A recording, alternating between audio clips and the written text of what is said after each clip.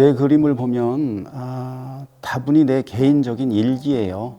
그 한 작가의 그 일상이지요. 그날의 신문은 그날의 뉴스지만 시간이 지나면 그것이 한 나라의 역사가 되고 그 세계의 역사가 되잖아요. 그래서 난 지금 시대를 그리고 있다.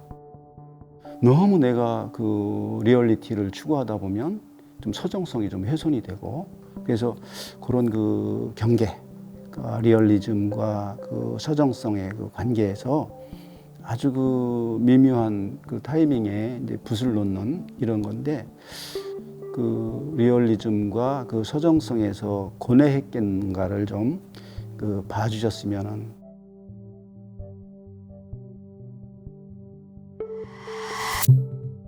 항상 보면은 제 그림에는 이게 여백이 많아요. 그 여백에는 많은 의미를 두고 있죠. 대단하게 생각하면 우주 공간이라든가 뭐 과거, 미래 이렇게 생각하는데 보는 관람객들도 그렇게 봐주길 바라요.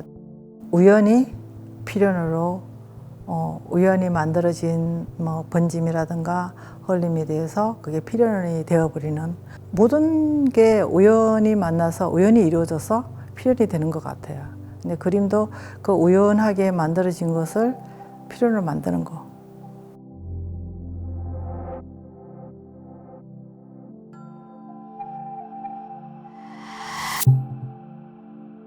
서울에도 공부 잠깐 한 거 빼고는 거의 시골에서 살다 보니까 제 그림은 처음부터 지금까지 아마 고향, 서정, 추억, 잔잔함 이런 거 같아요. 정말 보이지도 않는 들꽃, 이렇게 보면 그냥 스쳐 지나갈 그런 정서들, 어릴 적을 회상 이런 거를 하고 지나갈 수 있었으면 좋겠어요. 그림에서.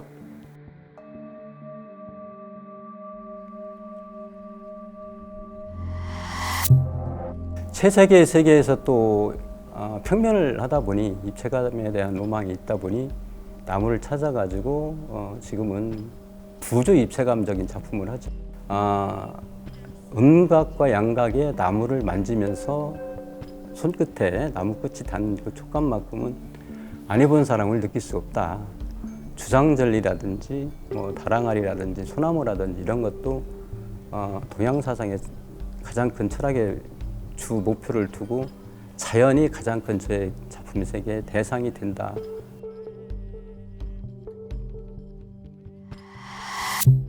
실제 자연을 그대로 옮겨서 그리는 거기 때문에 자기 감정을 또 넣어서 하는 거니까 좀 다를 수는 있지만, 그래도 자연을 그대로 그리는 거라서 이제 뭐 보는 이도 그렇게 부담은 없을 것 같고요.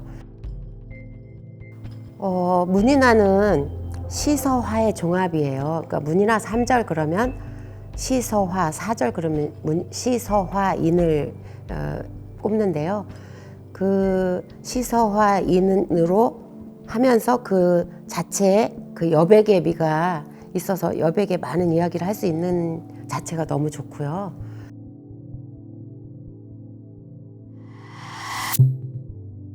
청자는 옛 것을 얘기하잖아요. 그리고 또 지금 현재 즐길 수 있는 내 마음, 이런 것들이 포함돼서 하나의 환희로 승화될 수 있는 어떤 빛의 향연? 우리가 보이지 않는 가마 속에서 1250도 이상의 불이 얘를 갖다가 완성시켜 주는 거고, 또 이게 완성돼서 나온 작품이 이거를 사용하거나 아니면 이거를 바라보는 그 사람하고 이게 합이 맞아야 돼요. 그래야지 100%의 완전체 작품이 되거든요, 도자기는.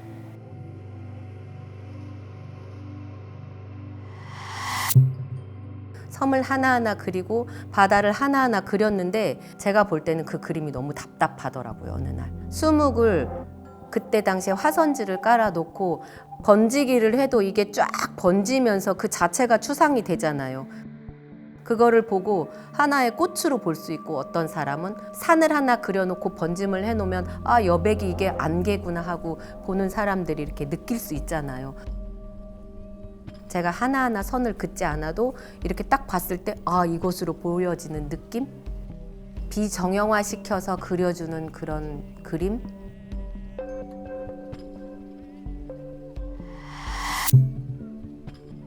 천은 우리가 태어나서부터 죽을 때까지 항상 같이 따라다니는 게 천이잖아요.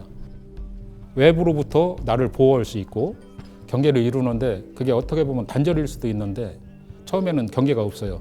경계를 덮었다가 경계를 허무는 작업을 하는데 허물다 보면 이제 남은 잔재들이 나중에 그 형상을 이루어지는데 그 형상 작업들이 전달하고자 하는 그런 메시지라든가 그런 게 주제라든가 그런 게 이제 형성이 되고 있습니다. 작업 자체가.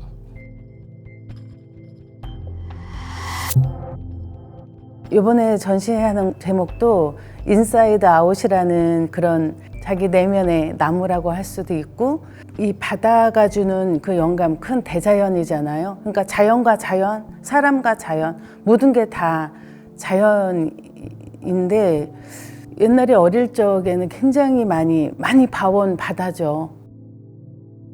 큰 나무에 기대서 바다도 바라보고 그 바다가 아버지의 삶의 터전이었고 그 안식처였고 성인이 돼서 그걸 바라봤을 때 바닷속 그 화려한 그런 부분을 좀 표현을 제가 해봤거든요.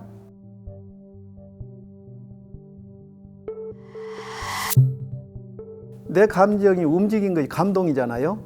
예술은 사람들이 보면은 질감만 가지고도 감동한 사람들이 있어요. 감동하는 매개가 이미지가 좋아요.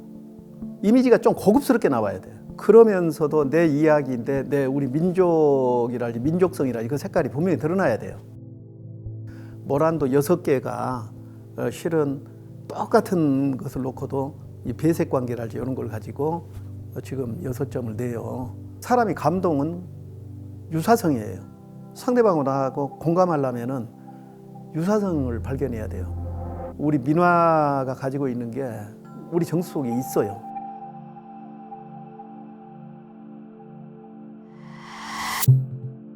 약간의 스토리를 가지고 있어요. 제 작업의 전체적인 내용이 어떤 조형이나 이런 쪽이 아니고 제가 살아온 삶에 대한 뭐 희노애락도 거기에 들어가지만 그런 것들이 약간씩 살아온 얘기다 보니까 그런 스토리가 들어가 있고 거기에 이제 상징적인 의미, 깃털은 존재, 스탠고 같은 경우는 희망, 꿈, 미래, 또 천에 감싸져 있는 것들은 알 수 없는 세계, 인간이 다 알고 살아가는 건 아니니까. 그래서 알 수 없는 세계는 어떤 신의 영역일 수 있겠죠. 뭐 이렇게 쉽게 설명하자면 수학적인 건데 그 사과의 그 표면적을 계산을 해가지고 그 표면적이 나온 수치만큼 판을 사가지고 음과 양으로 분리를 시켜가지고 바깥에 망 부분의 사과를 만들고 알맹이를 뽑아서 안에 있는 사과를 만들어요. 그게 이제 저 개인이 이제 즐기는 그냥 게임이거든요. 그게 내가 만약에 이 판을 가지고 나와 있는 표면적을 이 크기 반지름, 지름의 외피의 저기 면적을 과연 맞출 수 있을까 짝을 정확하게.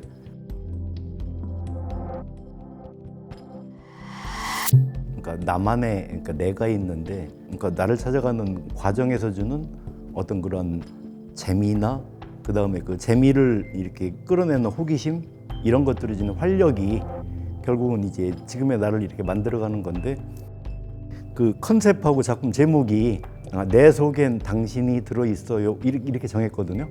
그 작품들 속에 나를 흔드는 당신이 그 속에 들어있는지 그러니까 내가 당신인지 저쪽에 있는 작품이 당신인지 저는 그걸 이렇게 드러내고 싶고 보는 관객들도 한번 그런 기회를 갖는다라고 하면 내가 숨겨놨던 아니면 내가 몰랐던 나를 만날 수 있지 않을까?